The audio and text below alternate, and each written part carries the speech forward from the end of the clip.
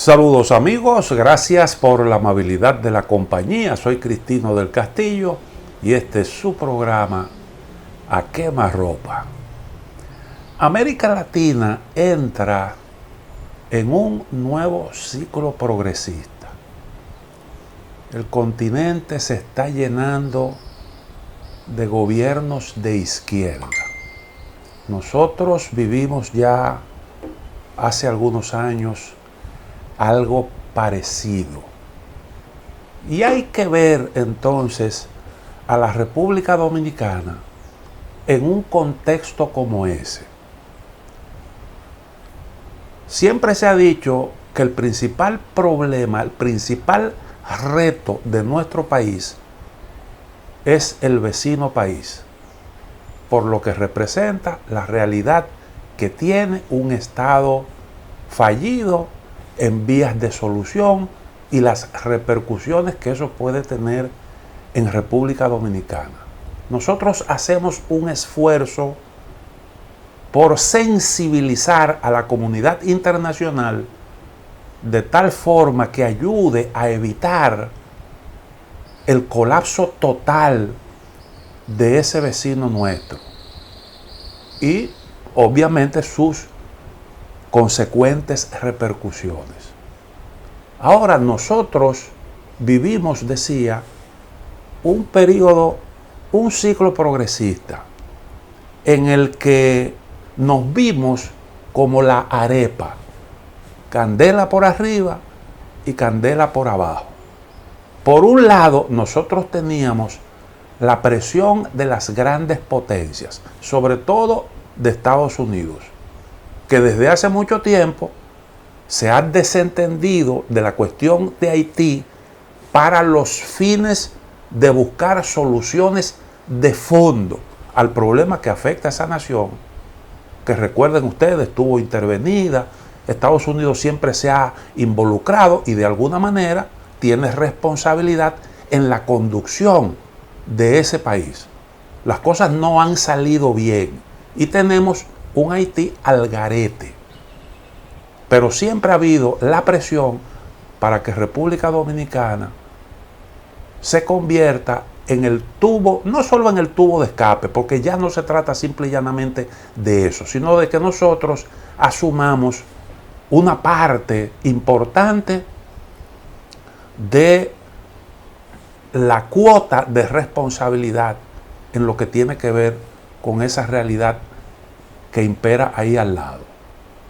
No hay una solución para Haití y entonces se ve a la República Dominicana como aquel territorio que puede ayudar a, por lo menos de alguna forma, apaciguar y absorber el golpe de esa situación que hay ahí. Bueno, por un lado teníamos eso, ustedes recordarán todos los expedientes que nos hacían periódicamente, los informes del Departamento de Estado, las acusaciones contra nuestro país de ser un violador sistemático de los derechos humanos. Hubo un momento en que la OEA nos colocó a nosotros entre los países que violaban masivamente los derechos humanos, una acusación bastante seria, porque cuando usted viola masivamente los derechos humanos, eso se constituye en una excusa para que la comunidad internacional pueda intervenir conforme al derecho internacional. Y a nosotros se nos colocó en esa situación y lo hizo la Organización de Estados Americanos dirigida por este señor que todavía está ahí como secretario general, Almagro. La Corte Interamericana de Derechos Humanos pues nos hizo tremendo expediente y a nosotros se nos ordenó, la Corte le ordenó a la República Dominicana que modificara su constitución, sus leyes, todo lo que haya que modificar en el país para que se le reconozca la nacionalidad dominicana a todos los nacidos en el territorio nacional.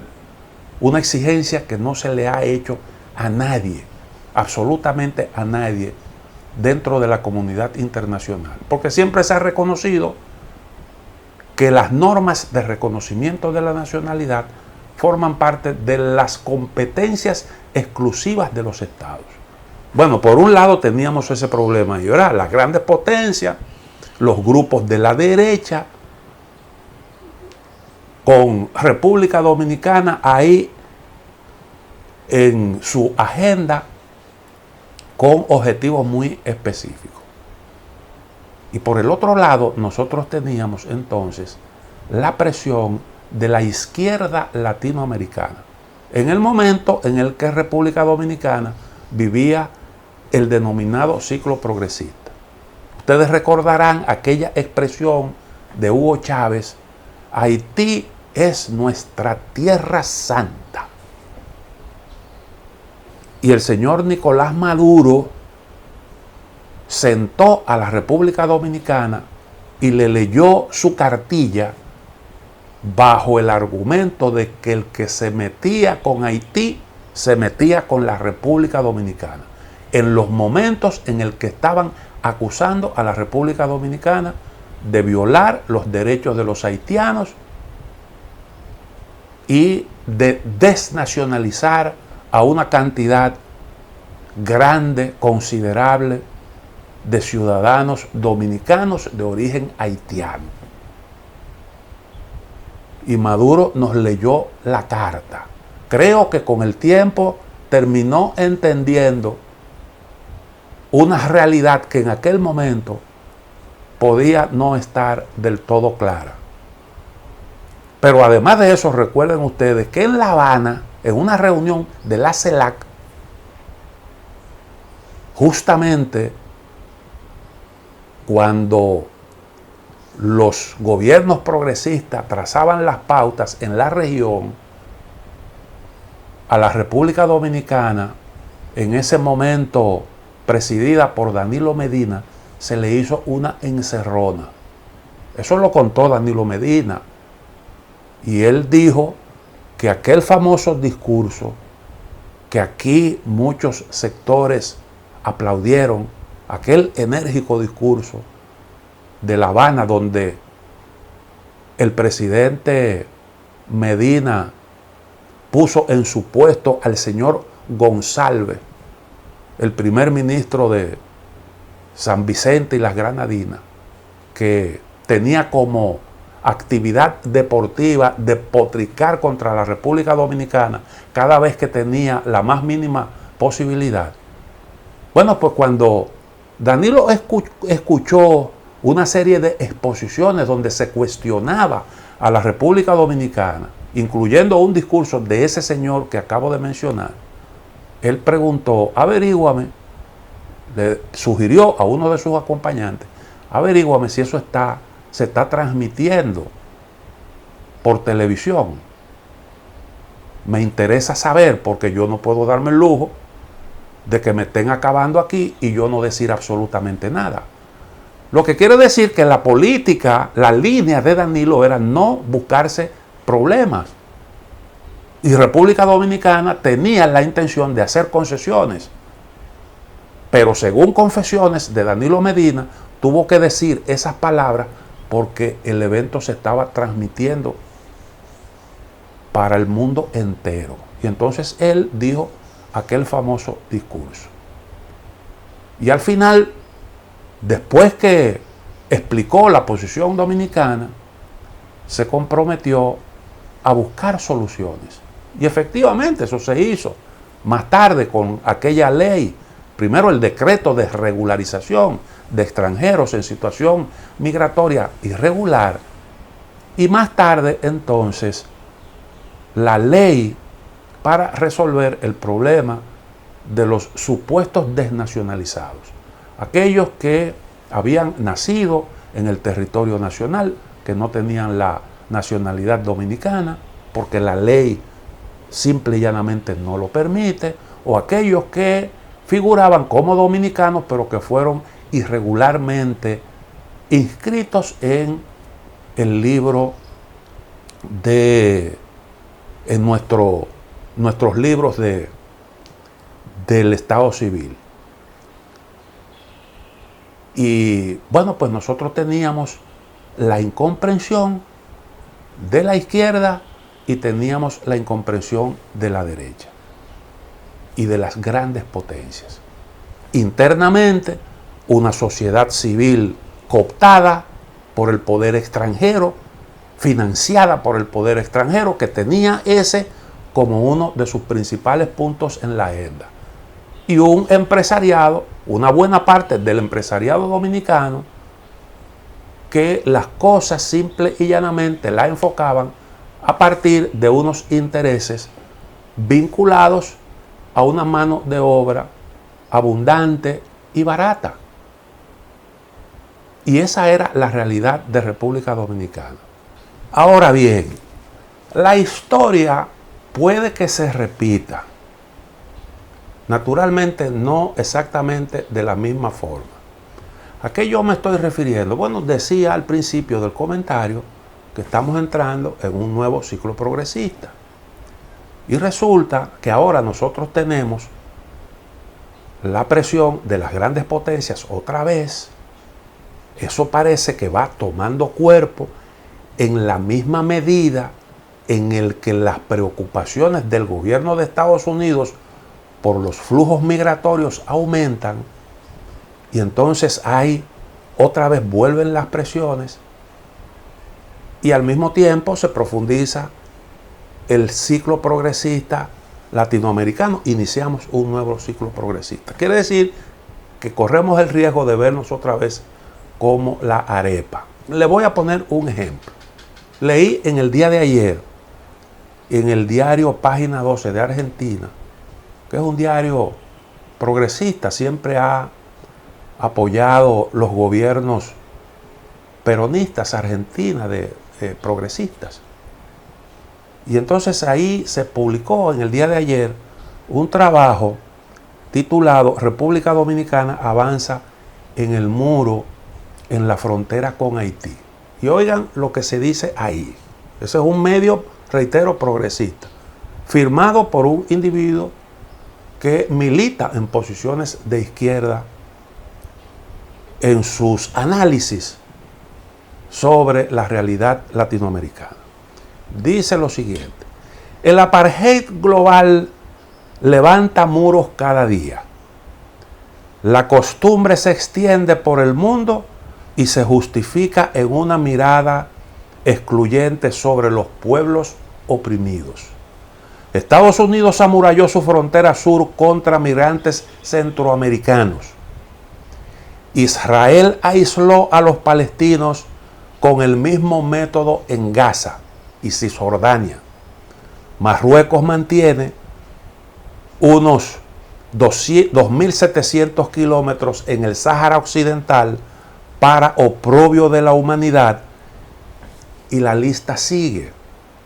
Pero hay otro, el más reciente, cuya obra empezó la República Dominicana en su frontera con Haití para dividir el espacio compartido en la isla caribeña, la Hispaniola.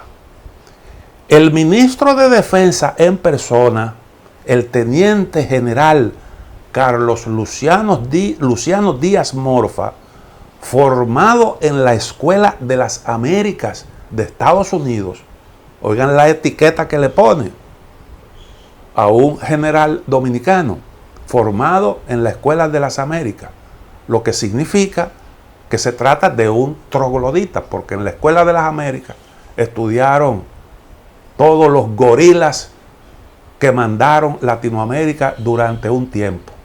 Y entonces se le clava ese dardo en este trabajo. Díaz Morfa inspeccionó las obras a finales de mayo. Y entonces cita aquí lo que él dijo durante esa inspección. Abre comillas: la verja beneficiará a ambos países porque permitirá más eficiencia en el control del flujo migratorio, en el combate al robo de ganado y otros ilícitos como el narcotráfico, la venta ilegal de armas y la protección de los productores agrícolas, declaró el militar cuando visitó la zona. Esa narrativa intenta maquillar lo que varios analistas llaman racismo y xenofobia de sucesivos gobiernos dominicanos contra su vecino. La historia señala que hace 85 años el dictador Rafael Leónidas Trujillo ideó lo que se conoce como la masacre del Perejil. Se la llamó así porque para diferenciar a los inmigrantes de la población nativa, los soldados del régimen dominicano les pedían que dijeran Perejil. Y sigue por ahí. Y entonces nos echan en cara la matanza del 37, la sentencia del Tribunal Constitucional, nos hacen un gran expediente como país xenófobo, antihaitiano, explotadores y todas esas cosas que se dicen de nuestra nación.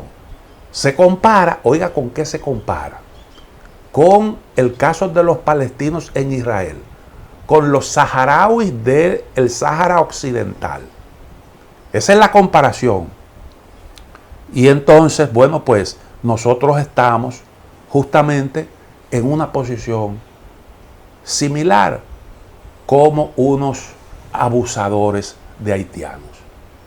Nadie pues habla de las preocupaciones que en la época actual producen los flujos migratorios, ni nadie dice nada de la realidad que está viviendo Haití, un país en donde actualmente no hay autoridades, donde mataron a un presidente, todavía no se sabe absolutamente nada de qué fue lo que ocurrió. Un día, creo que fue 7 de julio, va a ser un año dentro de poco, dentro de unos días. No se dice nada de las pandillas que dominan en ese país, de la cantidad de secuestros que se producen a diario, de la indiferencia de la comunidad internacional frente a una desgracia que afecta a ese pobre pueblo. Los culpables de la situación por la que atraviesa Haití es la República Dominicana. Nadie alza la voz para pedir solidaridad con Haití. Se alza la voz para condenar a la República Dominicana. Y eso se hace desde esta tribuna, que es un medio progresista. Entonces nosotros tenemos la incomprensión de las grandes potencias, tenemos la incomprensión del movimiento progresista que se va haciendo mayoritario en América Latina. Y eso a nosotros nos coloca en una situación sumamente delicada. Ahora tenemos el agravante de que el gobierno de Luis Abinader ha fijado posición clara, marcando distancia con los gobiernos progresistas. Ha condenado a Nicaragua por el manejo que tuvo frente al proceso electoral que culminó con una victoria de Daniel Ortega, las violaciones a los derechos humanos, la persecución de periodistas, todas esas cosas que se denuncian todos los días. Criticó también al gobierno de Nicolás Maduro, que ahora parece que tiene como la comprensión de Estados Unidos. A Estados Unidos le interesa que el petróleo venezolano fluya y el iraní. Y está ahora mismo, bueno, pues sosteniendo conversaciones con el gobierno de Maduro. Ya Guaidó no es la prioridad. Bueno, pero nosotros asumimos posición en ese sentido y nos declaramos aliados estratégicos de Estados Unidos. Pero el aliado estratégico a nosotros nos pide unos sacrificios que tocan intereses vitales de la República Dominicana. Y el gobierno dominicano ha tenido a bien aclarar que no hay una solución dominicana al problema de Haití. Bueno, pues con esos socios nosotros tenemos esa dificultad. Por eso yo siempre he dicho, que nosotros tenemos que saber identificar intereses nacionales, colocarlos dentro de nuestra prioridad y tratar, hacer un esfuerzo porque prevalezcan independientemente de quién se trate, socio estratégico o no. Y es una situación que debemos tener bien clara. Y la política exterior dominicana, no es que yo esté abogando porque nosotros hagamos causa común con unos gobiernos que no se sabe dónde que tienen la nariz y que nos vayamos a aventuras políticas, porque nosotros locos no somos. Lo que sí creemos es que mientras más obsequiosa es tu política exterior, más riesgo corre. Y eso está demostrado. Ustedes saben por qué hoy hay un proyecto para invertir en Manzanillo. Porque nosotros establecimos relaciones con China y China mostró interés en invertir ahí. Y como a nosotros nos obligaron a renunciar a esas inversiones importantes para cualquier nación, entonces, pues Estados Unidos buscó la vuelta, motivó a unos inversionistas, lo convenció de que eran inversiones buenas, beneficiosas, tanto para República Dominicana como para ellos mismos. Y ahí se está hablando entonces de un proyecto de inversión en esa zona. De lo contrario, muy probablemente eso no hubiera ocurrido. Ahora bien, ¿por qué hacemos este señalamiento? Bueno, porque hay indicios suficientes de cómo es que Estados Unidos pretende resolver el problema que le está afectando grandemente de la presión migratoria. Recientemente, en la Cumbre de las Américas, ese fue el tema. Y mientras Estados Unidos anunció una inversión con el propósito de desestimular flujos migratorios desde el Triángulo Norte de América Central, y además de eso impuso en esa cumbre un pacto migratorio que evidentemente pretende convertir a los países de la región en receptores de flujo migratorio, de forma tal que Estados Unidos no tenga esa gran presión. A República Dominicana también se le ha metido en la ruta de flexibilizar su política migratoria y al mismo tiempo tratar de buscar, de hacer reformas para favorecer las condiciones laborales de los trabajadores inmigrantes en el sector de la producción cañera. Y yo creo que eso apunta claramente en una dirección. Ahora fíjense el tipo de cosas que llega a concebir Estados Unidos con el objetivo de conseguir estos propósitos. Recientemente un periódico digital estadounidense, Axios, que es un periódico digital, como dijimos, pero con cierta influencia, publicó un trabajo en el que se dice lo siguiente.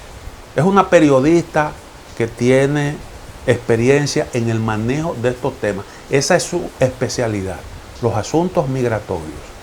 Y ella dice en un trabajo esto que les voy a leer a continuación.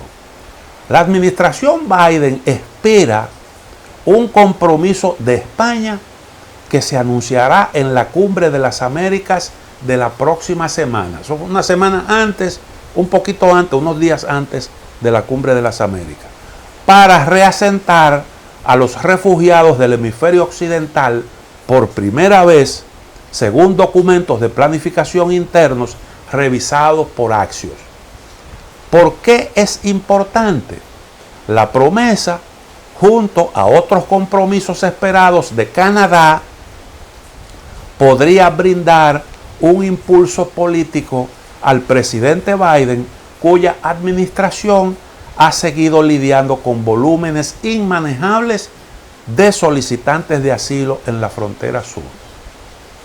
Y ahí se dan detalles y se hace alusión a documentos oficiales recibidos por esa periodista. Entonces ella dice que el gobierno de Canadá admitió que habían conversaciones para que Canadá asimilara una cantidad determinada de migrantes latinoamericanos, incluyendo haitianos, y en el caso de España no se consiguió ninguna reacción sobre eso. En la cumbre de las Américas no se trató esta cuestión, no se dio a conocer como se había vaticinado un acuerdo entre España y Estados Unidos sobre el asunto. Pero la periodista autora del trabajo dice que tuvo acceso a documentos oficiales. Probablemente no se pudo alcanzar lo que se estaba discutiendo, no se pudieron conseguir acuerdos concretos y el asunto, bueno, pues no se ha manejado públicamente. Yo no puedo decir cuál es la realidad en ese sentido, pero tampoco lo dudo. ¿Por qué? Bueno, porque no sería la primera vez que Estados Unidos hace esa petición. No sería la primera vez. Porque recuerden ustedes que a Colombia, cuando se produjo la situación esa de Afganistán no hace mucho, que Estados Unidos se vio moralmente comprometido por lo menos a buscar solución a una cantidad de afganos que trabajaron conjuntamente con la administración estadounidense durante la ocupación, y entonces andaba buscando quien se comprometiera a recibir algunos de esos refugiados, y entre esos estuvo Colombia, que se comprometió. Claro, las cosas cambiaron después con el asunto de Rusia. Afganistán pasó a un segundo plano y bueno, pues eso le salvó la campana a la administración estadounidense y a los países que tenían compromiso con esos afganos que se la jugaron ahí durante la ocupación. Se quedaron definitivamente enganchados. Y bueno, República Dominicana, todo el mundo sabe las presiones que nosotros hemos tenido que soportar, de manera tal que eso yo creo que dice claramente el tipo de soluciones que busca Estados Unidos. Y eso para nosotros es preocupante porque tenemos ahí al lado un volcán que preocupa a Estados Unidos, pero que no está en la disposición de hacer lo que se necesita para buscar soluciones de raíz a ese problema que vive el vecino. Porque hay que involucrarse para combatir las pandillas, hacer inversiones para que Haití se estabilice, para que vuelva otra vez a transitar el camino de la estabilización, y para que pueda resolver problemas gravísimos que tiene ahí, incluyendo problemas de inseguridad alimentaria crónica. Y entonces yo creo que esas son cosas que a nosotros nos deben preocupar. Permítanme hacer una pequeña pausa, en breve retornamos.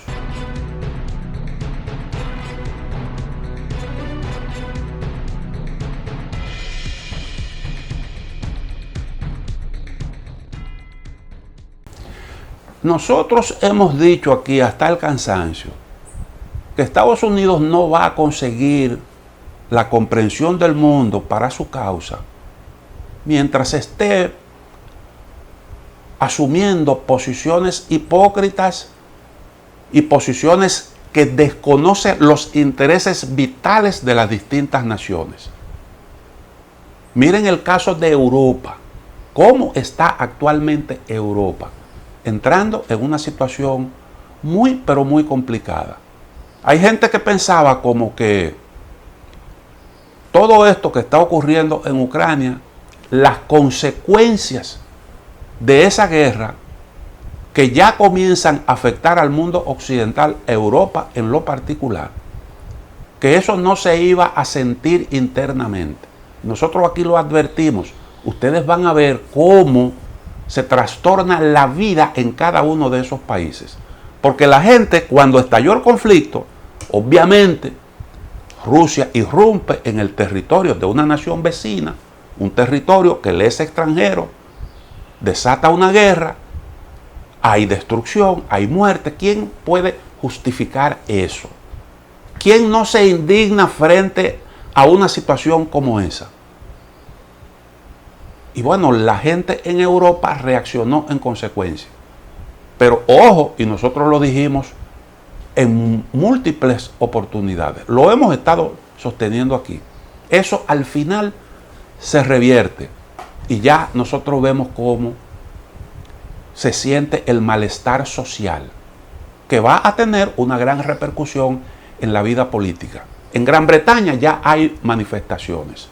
En España hay una gran inconformidad, porque resulta que como consecuencia de la inflación, como consecuencia del incremento de los alquileres, de la energía eléctrica, de los combustibles, de los alimentos, la gente ha perdido cerca de 400 euros mensuales de ingreso. Y eso es una pérdida significativa que tendrá evidentemente que sus consecuencias. En el caso de República Dominicana, nosotros lo hemos dicho también aquí de forma sostenida, ese problema de las migraciones. Pretender meter a la República Dominicana, que nosotros asumamos las consecuencias de un Estado vecino que se desintegra, que la comunidad internacional está contribuyendo a su desintegración. Pretender que nosotros asumamos responsabilidades en las consecuencias de eso es un crimen. Y ustedes pueden estar seguros de que los dominicanos eso no lo van a aceptar de buena gana. El pueblo dominicano no va a aceptar eso. Nunca va a estar de acuerdo con eso. Y ustedes pueden estar seguros de que su reacción frente a esa realidad va a ser contundente. Y la política puede cambiar internamente de forma radical al calor de ese problema. Porque los líderes populistas y antisistema no han emergido en nuestros países así por así. Esto ha ocurrido justamente al calor de políticas injustas que sistemáticamente e hipócritamente se nos imponen. Por eso ahora el señor Joe Biden aparece en una cumbre con los presidentes de nuestra región, hablando de que hay que sepultar la política económica del derrame. Después de evidencias, de múltiples evidencias, de montones y montones de evidencias, de que eso no estaba funcionando bien. Ahora se nos da ese caramelo, mientras por el otro lado se nos imponen políticas grotescas, que reitero, el pueblo dominicano no va a aceptar. Y es lo que ha ocurrido en la región. ¿Por qué en la inmensa mayoría de los países se han estado imponiendo corrientes de izquierda? Porque la derecha política lo único que tiene como opción es el fracasado neoliberalismo, que ahora dice Biden que hay que enterrar. Pero que cuando se trata de hacer planteamientos concretos, lo que se habla entra dentro del discurso de siempre. Porque ¿qué es lo que es la reforma del BID? ¿Qué es lo que trae consigo? Políticas neoliberales. Es más, un retroceso con respecto a lo que ya teníamos. Una organización que estuvo siempre presidida por un latinoamericano y que servía para apoyar políticas públicas en nuestros países. Eso ahora va a cambiar bajo una dirección orientada por un hombre de los Estados Unidos. Y la ayuda se va a dirigir a los grupos privados y no a los gobiernos. Eso es realmente un avance. Vamos a otra pausa. En breve continuamos.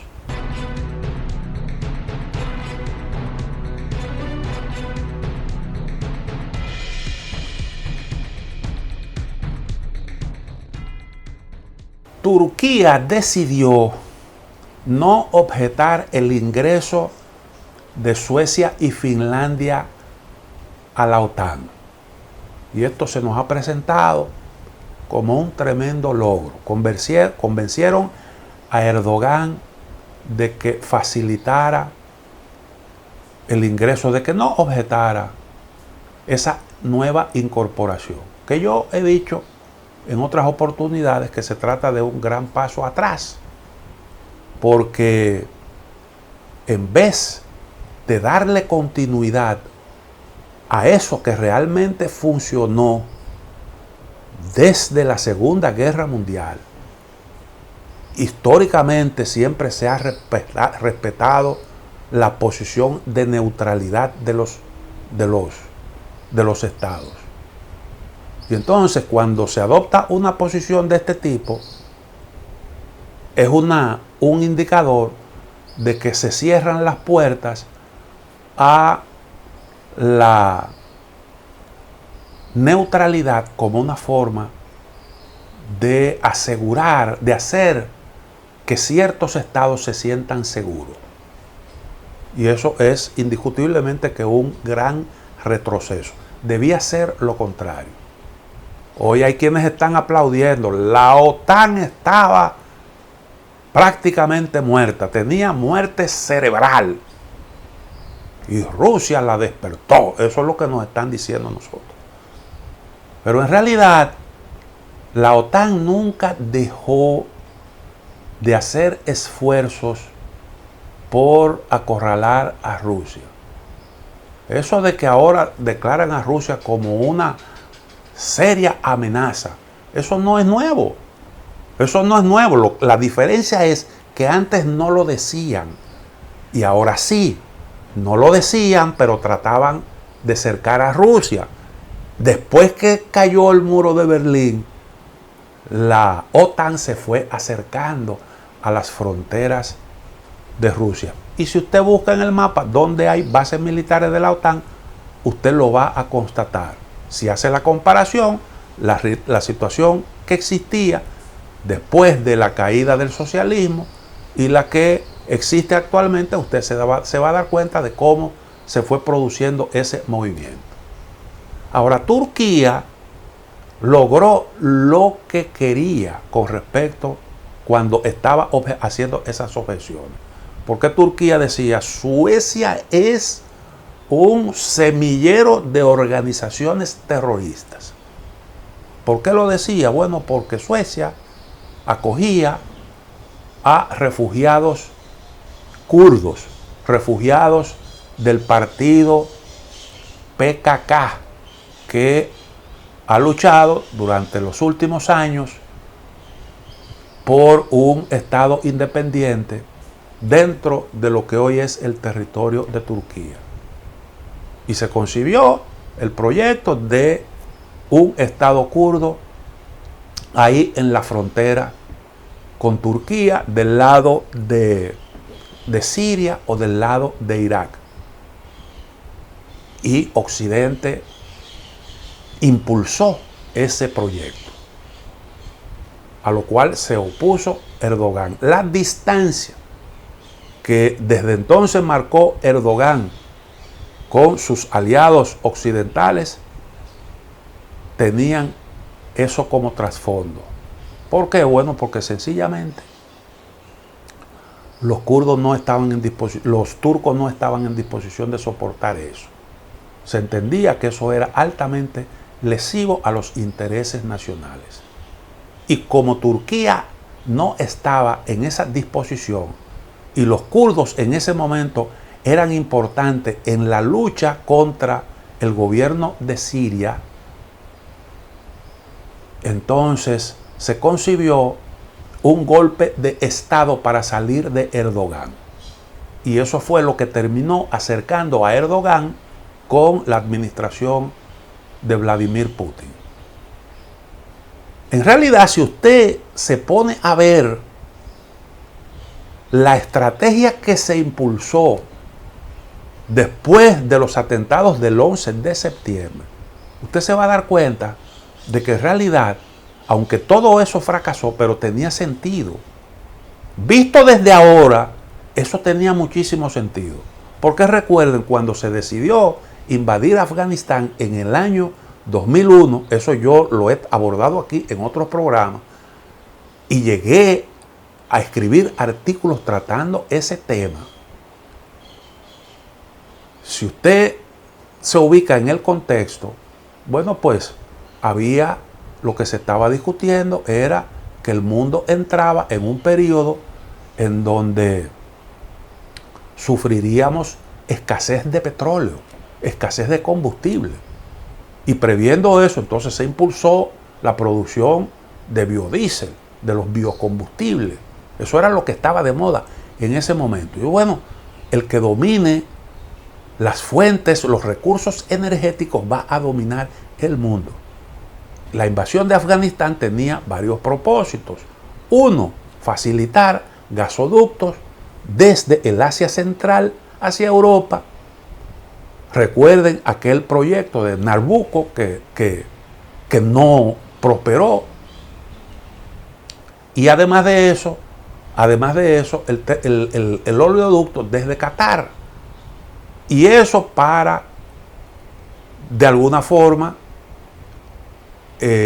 aligerar la dependencia de Europa de los combustibles, de los productos energéticos de Rusia.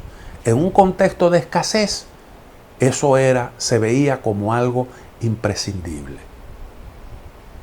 Y hoy, cuando nosotros vemos lo que está ocurriendo, pues fíjense que había realmente toda una visión en aquel entonces, 2001, sobre todos estos asuntos que hoy afloran y emergen ante nuestra mirada. Pero además de eso, la presencia en el Asia Central, en el corazón de Asia Central, en Afganistán, era importante para, de alguna forma, contener la influencia de Rusia en el Asia Central. Y habían planes para expandir la OTAN, ya habían acuerdos de colaboración con Kazajstán. El asunto, las relaciones que se establecieron con Moldavia, posteriormente con Georgia, y aquellos esfuerzos que dieron como resultado el involucramiento de Rusia. Todo eso estaba planteado y se impulsó, pero Occidente fracasó en ese proyecto. Se quedó empantanado en Irak, se quedó empantanado en Afganistán, fracasó el esfuerzo por derrocar a Bashar al-Assad. Rusia se metió en la región, le dio una vuelta a todo eso. Y con el paso del tiempo, Estados Unidos definitivamente declaró, sobre todo, oposición en casa, un dinero gastado y una China que ganaba terreno. Ellos dijeron, bueno, tenemos que reformular nuestras prioridades. Y entonces se dio un giro, reconociendo que definitivamente no pudieron alcanzar esos objetivos. Y se encontraron con que las cosas se le pusieron, no pudieron conseguir los objetivos en Afganistán, porque nunca lograron el control efectivo de aquellos territorios, nunca acabaron con los talibanes. Los talibanes siempre estuvieron ahí. No pudieron conseguir los objetivos en Irak porque se equivocaron y llevaron al poder a los chiitas y le pusieron las cosas fáciles a los iraníes. No pudieron derrocar a Assad, como ya dije. Derrocaron a Gaddafi, con el que ya se habían entendido, desestabilizaron ese país y jamás eso ha vuelto a estabilizarse. Se enemistaron, se distanciaron, digámoslo más correctamente, del gobierno de Arabia Saudita. Fíjense lo difícil que ha sido entenderse ahora en el marco de esta coyuntura.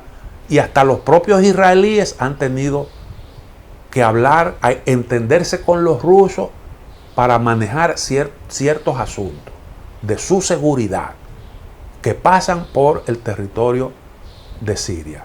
Y esa es la realidad. Fracasaron en ese proyecto.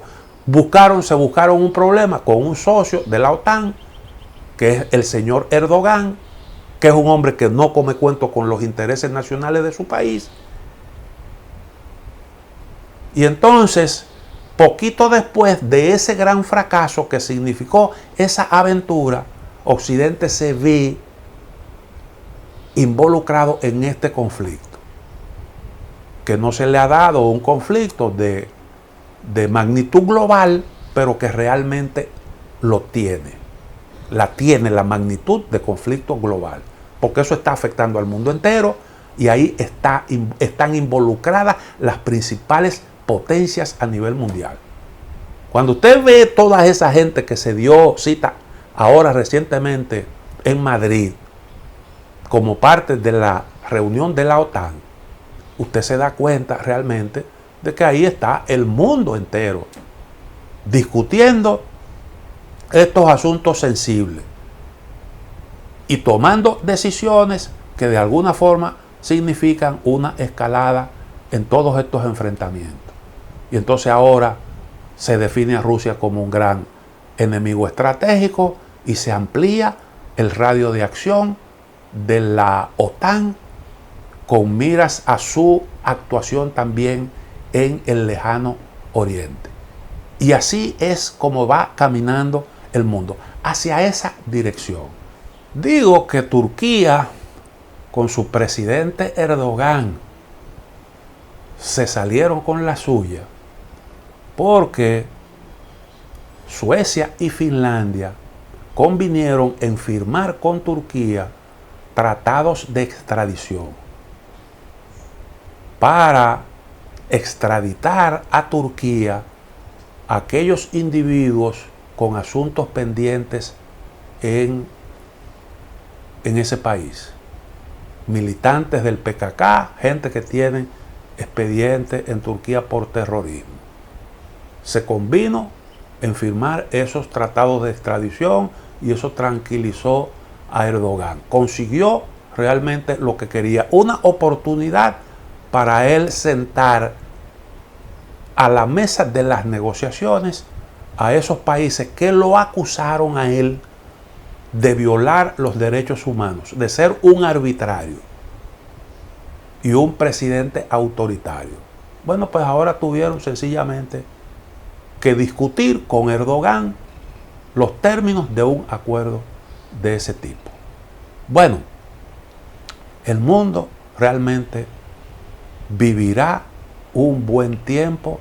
Eso es lo que nos dicen los grandes estrategas, de que esa guerra en Ucrania va para largo. Si eso va para largo, significa que nosotros tendremos dificultades por un buen tiempo, porque las repercusiones de ese conflicto están ahí, las conocemos, y eso pues lógicamente se extenderá en el tiempo, y ojalá que no se le ocurra a estos grandes estrategas abrir otros frentes hacia el oriente, que le agregaría más dificultades a la situación que ya tenemos.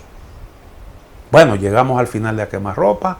Mañana, Dios mediante, estaremos nuevamente con ustedes.